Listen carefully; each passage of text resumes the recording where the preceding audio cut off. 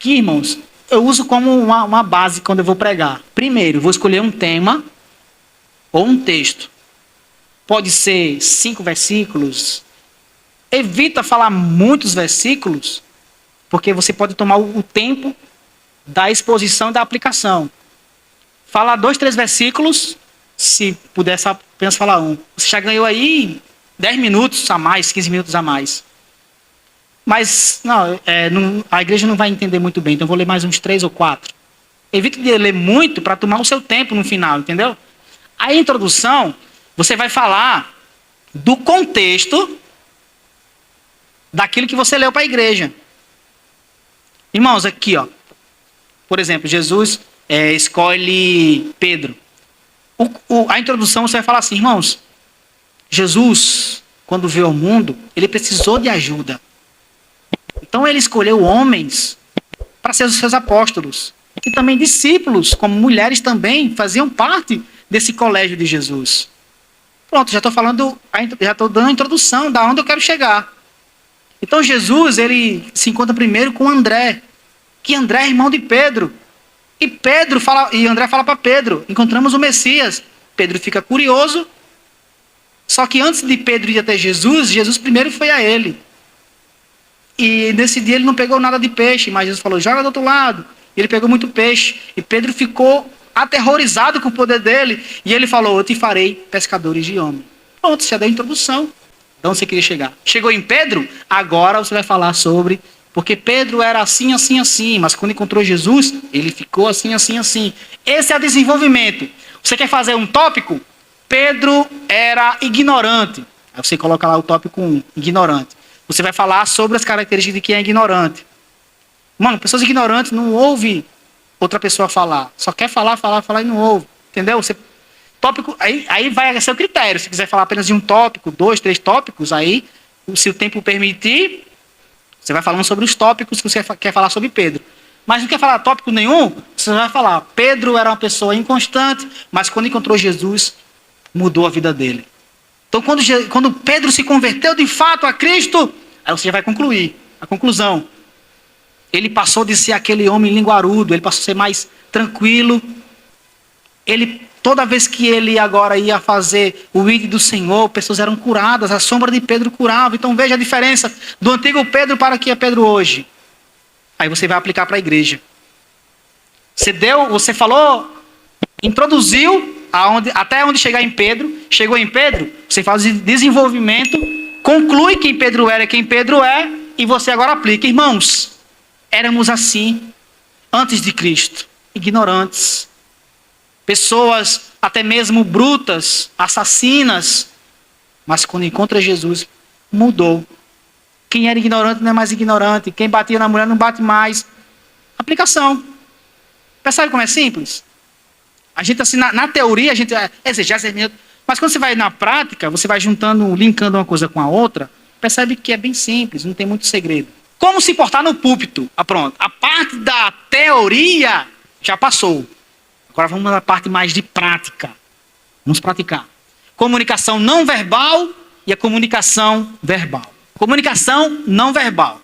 A comunicação não verbal é a linguagem mais antiga existente na raça humana, porque através dela os primitivos se comunicavam e resolviam seus problemas. Considerando que esta linguagem é aquela que ocorre por meio de gestos, sinais, expressões faciais e corporais, pois elas complementam uma verbalização. Dados de uma pesquisa feita na Universidade da Califórnia, nos Estados Unidos, em 1996, apontaram que 7% de interesse que causamos no público ouvinte está relacionado ao produto ou assunto que oferecemos, e 38% na comunicação verbal, incluindo a entonação da nossa voz, e 55% de interesse é causado pela comunicação não verbal. Ou seja, o comportamento de uma pessoa conta muito na sua apresentação. Até o fato de eu estar aqui falando com vocês, se eu tivesse aqui agindo de forma relaxada, vocês não teriam interesse de estar me ouvindo. Falar de qualquer jeito, ou gritar, como eu falei anteriormente. Oh, meu Deus do céu, tô de cabeça já, tanto esse homem gritar. Lembrando que é possível conhecer o estado emocional de alguém durante uma apresentação pelo seu próprio gesto, postura, tom de voz ou jeito de andar. Portanto, vamos conhecer ou lembrar das principais linguagens corporais e saber em quais delas devemos melhorar e tornar a nossa comunicação mais eficiente.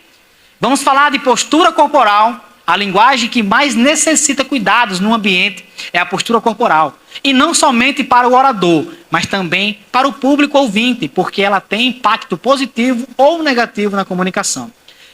Primeiro aí, evite cruzar os braços. E no caso aí, ou pernas enquanto estiver falando, já vai se tratar de uma entrevista, ou estiver conversando com alguém, de uma questão formal. Não fale também com o público mantendo os ombros caídos, ou o corpo balançando, porque identificam que você está inseguro no que diz. Então você está aqui falando também. Irmãos, abra sua Bíblia. Aqui, irmãos, E a pessoa, o que é que ele tem? Está nervoso? Está sentindo alguma dor? Então você não tem mais agora a sua atenção para o que ele vai falar, mas a sua atenção está na pessoa. Aí você perde o foco, começa a se preocupar com ele está passando mal alguma coisa. Então, tem que ter cuidado com isso. Inclinação à pessoa que está falando demonstra interesse pelo assunto. E daí já vai mais questão, está conversando um evangelismo, por exemplo. Alguém você está falando da mensagem, a pessoa, eu posso falar uma coisa? Sim, pode, você mostra interesse.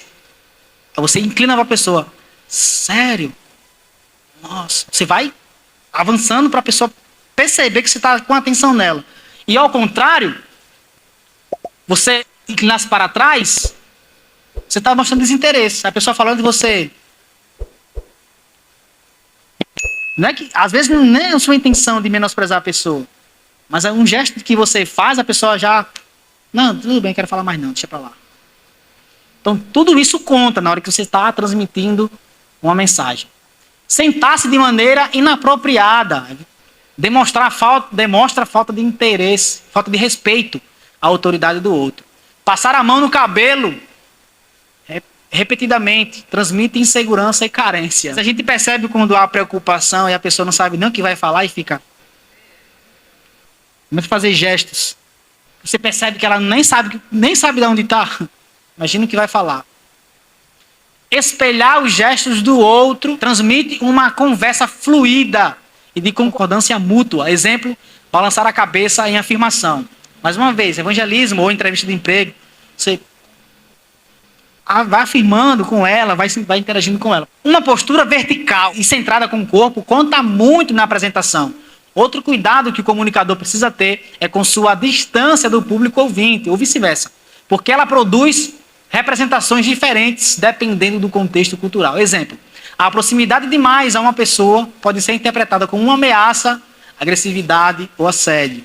Então a preocupação no evangelismo. Você fica... Eu conheço uma pessoa que é comum dela, com todo mundo ela faz isso. Ela tem problema de audição, ela fica muito perto. A pessoa falando, ela às vezes encosta na pessoa e fica... Aí quem não conhece fala assim, oxi, tá me tocando, chegando muito perto. Fica um pouco constrangida, né? A gente tem que ter cuidado a conversar com alguém e ficar se aproximando muito. A pessoa recua mesmo, porque pode ser vista como uma ameaça ou um assédio. Você quer aprender mais da palavra de Deus? E que tal com os maiores pastores e pregadores do país? Deixarei no comentário um link de desconto para você ter acesso à maior escola de teologia online, a Academia de Pregadores. Deus te abençoe, até a próxima, se Deus quiser.